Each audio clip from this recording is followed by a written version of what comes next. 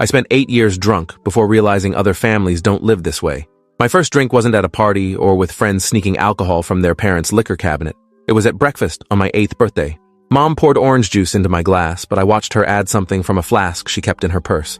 She called it a birthday mimosa, said I was old enough now to drink like the grown-ups.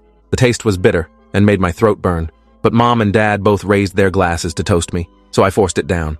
They clinked their glasses against mine and smiled like they'd just given me the best present ever. My younger brother Liam watched from across the table with jealous eyes. He was only 5, still too young for the family tradition. Dad noticed him staring and ruffled his hair. "Don't worry, buddy. 3 more years and you'll get your turn too."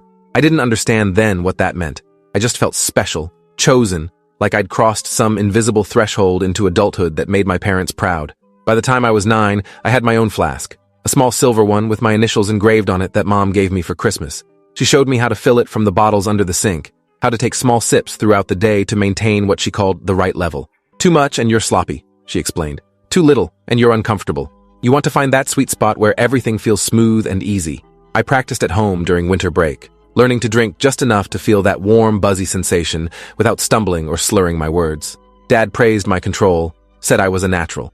By January, I was bringing my flask to school, taking bathroom breaks to sip from it between classes. The teachers never noticed, or if they did, they didn't say anything. Our family had a reputation in our small town. The Harringtons were known for being fun, social, always hosting parties that lasted until dawn. Every holiday, every birthday, every random Friday became an excuse for my parents to fill the house with people and alcohol. Mom worked from home doing something with computers that I never fully understood. Dad was a car salesman who bragged about closing deals by taking clients out drinking.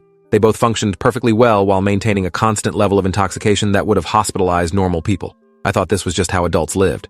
I thought everyone's parents had liquor with breakfast and wine with lunch and cocktails before dinner and nightcaps before bed. The morning routine at our house was precise and ritualistic. Dad would wake up and immediately pour himself what he called an eye-opener, usually whiskey in his coffee. Mom preferred vodka in her orange juice, clear alcohol that didn't smell as strong. They'd sit at the kitchen table reviewing their schedules for the day, planning when and where they'd drink, making sure they never ran out. By the time Liam and I came downstairs for breakfast, they'd already finished their first drinks of the day and were moving on to their second. School was harder drunk than sober, though I wouldn't realize that until much later. Everything felt fuzzy and distant, like I was watching my own life through a foggy window. Math problems took forever to solve. Reading comprehension was a nightmare. I'd stare at sentences and the words would swim around the page, rearranging themselves into nonsense. But I learned to fake it, learned to smile and nod at teachers, to copy homework from smarter kids, to do just enough to avoid failing. My grades hovered around C's and D's, which my parents said was fine.